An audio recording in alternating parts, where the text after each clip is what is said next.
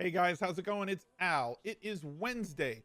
It is, what is it, February the 27th? And we're celebrating the leap year, apparently, on Draftkings. I'm going to give you an NBA first look for these contests tonight on Draftkings. A lot of big tournaments in the lobby.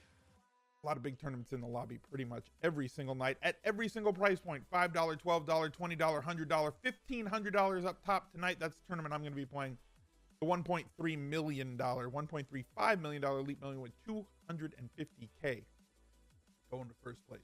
That's where I'll be. If you guys have enough crowns, if you've satellited into this great event that they're putting on tonight, I'll see you in that tournament. If not, good luck in the tournaments that you guys are playing this evening. We have a tremendous slate, 11 games. Houston and Charlotte, Washington, Brooklyn, Golden State against Miami, Minnesota at Atlanta, Chicago and Memphis, Portland against Boston, Indy, Dallas, Detroit, San Antonio, Clippers, Utah, Milwaukee, Sacramento, and New Orleans against the Lakers. So I'm going to break down some of the plays that I like on this slate. I do not go through and give out full lineups because as I'm taping this, it is about 8:15 in the morning here in Los Angeles. NBA news will change by the time lineup lock gets here. The biggest piece of advice that I give everybody in NBA is to be at your workstation the final 30 or 45 minutes before lineups lock, because that's when all the news breaks. You have to find your source to get all that news. The best place to get it is to follow every single beat writer out there in NBA. If you don't want to go out and do that on Twitter, there are places that aggregate it. The one that I think does it the best in terms of not just getting you the news, but giving you the daily fantasy impact of that news is at Daily Roto. They send out emails every single time any news breaks with lineup updates up to and past lock because of the late swap possibilities on DraftKings. So they'll let you know anytime something happens. Link down below in the description, as well as links for all of my other socials. Please go drop me a follow on there. And if you use promo code SMIZLIFE at checkout on Daily Roto, you get an extra 10% off of their product. And with MLB season coming, great product to have, especially in overlap season. Makes your research time a lot shorter, condensed, and by some really great players. Drew Dinkmeyer over there had a fantastic night the other night, won about $45,000 or $50,000 on DraftKings for about $1,500 in entry fees from what I saw from him on his Twitter account. And we will be having him on as we get closer to MLB season, about a week to 10 days before MLB, to go over some strategies to help you be successful, more successful in MLB this season, as well as a tutorial on how to use their optimizer for Major League Baseball for this upcoming season. But back to today's slate, let's get to it and start to break down what we got here today. Like I said, 1.35 million with 250K up top. You know I'm going to want to go and get that. James Harden doing a little bit of the hokey pokey the other night. You know what? Let me switch this off of full screen. No need for that. That'll look a little bit better for you guys. He was in, he was out, he was in, he was out, and then he was in, and he had a lackluster performance for James Harden in 36 minutes, 7 of 21 from the field, 39 fantasy points. He looks like he's on pace to play again tonight. The value in this game looks like it could be on the other side for Charlotte, but if Marvin Williams is active and plays in this game, then that's going to negate some of the value out there. Jeremy Lamb was out a couple nights ago, made Miles Bridges a value all-star, and Marvin Williams also could not play. But right now, right before I started taping this, he was upgraded to probable for this evening, which kind of mutes the value plays. Guys like MKG, guys like Bridges, and other players on that team that I was going to be looking to for value. And that's what I'm saying. NBA changes, and you have to be nimble. You can't just say, well, I made a lineup, it's 9 a.m. and I think that we're going to be all set for today, because here we are. NBA is going to change throughout the day. So be nimble and be ready to change. And I mean right up until lineups lock and beyond, if you've got players that are playing later.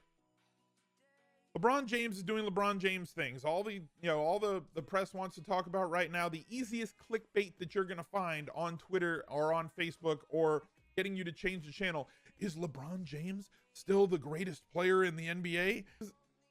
I don't care who the greatest player is in the NBA at this time. I only care about the minutes they play and the fantasy points per minute that they score, because that's what affects us. See, we talked about this on Monday, is that LeBron James doesn't typically play 38 to 42 minutes in a regular season game, and he's been doing it because the Lakers need that. This team basically has 28 games left. They have to win 18 of those 28 games to even have a chance at making the postseason. If they lose more than 10, they're essentially eliminated.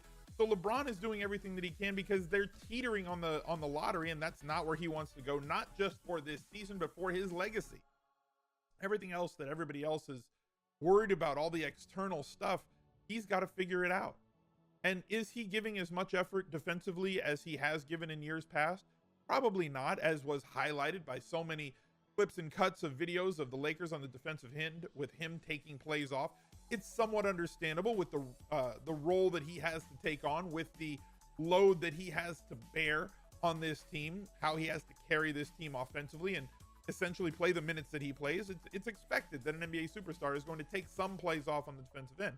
He's still able to chip in with some blocks and some steals, which doesn't necessarily take a ton of effort at the NBA level. You just have to get your hands in some passing lanes and jump some lanes and contribute there. From a fantasy perspective, great for us that he's still able to do that. But really, as I always say, minutes equals money, right? Very simple equation that works out for fantasy. And if he usually plays 35 to 36 minutes during the regular season, you're getting playoff numbers and playoff LeBron with him scoring 25 to 32 points a night, with him getting you those easy rebounds that he's going to get because of his defensive positioning, and he's a good rebounder and somewhat tall. So he is going to get a bunch of easy rebounds a game and then have to work for like half of them, get a half of them that are free. And his assist percentage is through the roof. What is this? 1, 2, 3, 4, 5 triple doubles in his last 7 games. I'm going to take the 60 to 75 fantasy points out of LeBron this evening. I'm going to let everybody else figure out where they're going to go with it, because with Harden putting up subpar numbers in his last game, he might be under-owned this evening, which is going to create a good value spot for him in terms of value versus ownership, not value per dollar. But LeBron James should be the highest owned superstar this evening, and for good reason.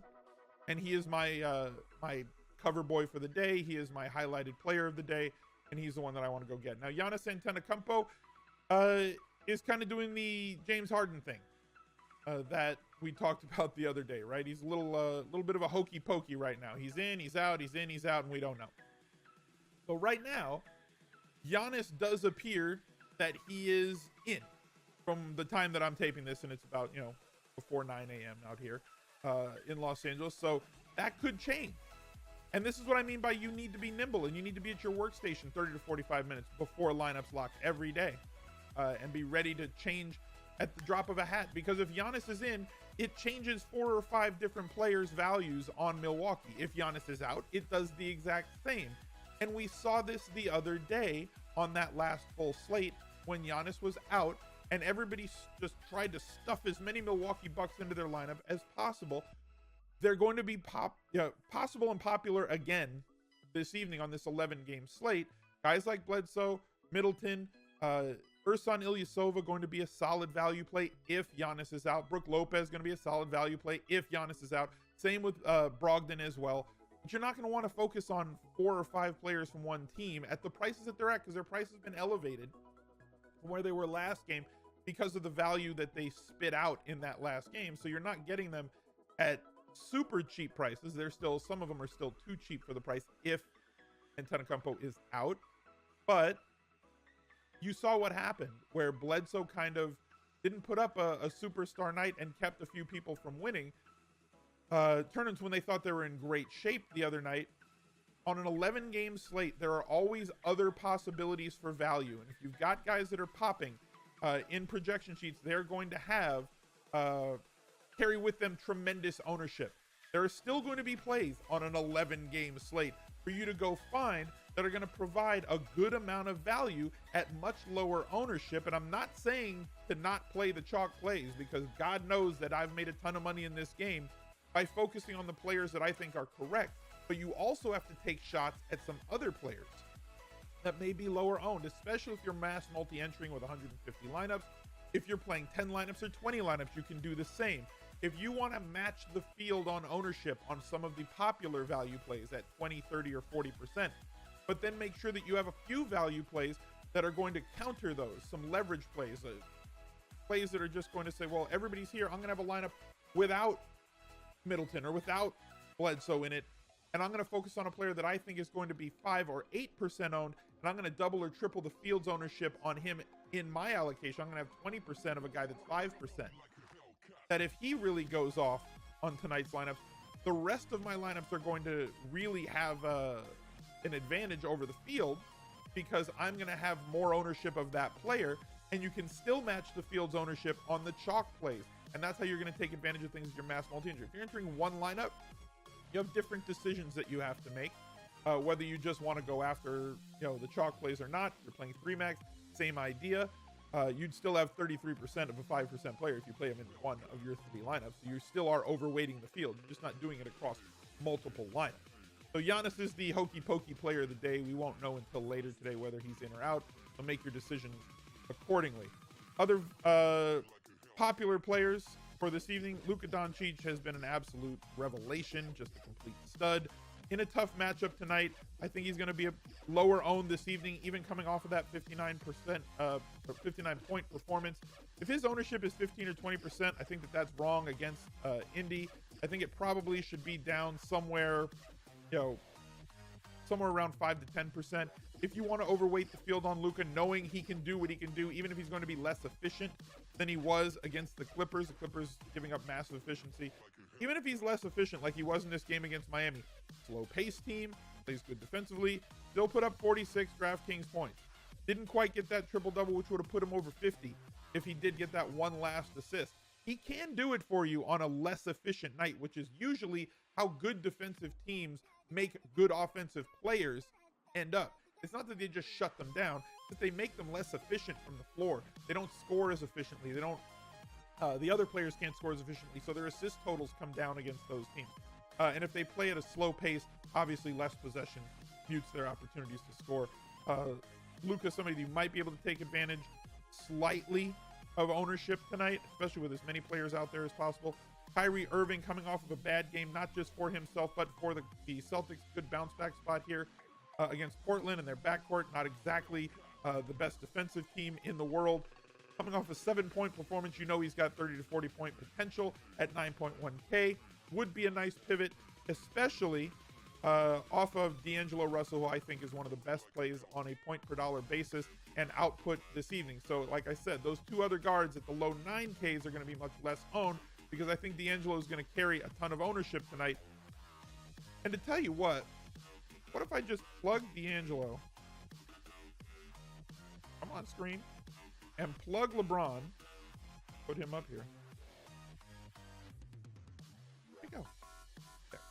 Let's plug these 2 and see if we can't find the value to be able to fit them in. And it shouldn't be too hard with I'm not going for 2 studs that are going to cost me $24,000. I'm going with 2 studs that are going to get me just under 20K.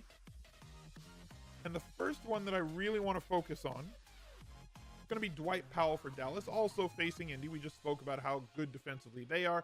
But a player that plays in the middle and gets a lot of easy rebounds is in a much different situation, right? And Powell, we're going to talk about this with every one of the value plays. Powell plays 18 minutes a game. Yes, his price has come up from $4,000, but only to $4,300. He's still underpriced based on the role that he is playing recently, 37 minutes, 30 minutes, and 25 minutes each of the last 3 games. If he plays 25 minutes, he is essentially somebody who should be an easy value get here for 24 to 26 DraftKings points at that price.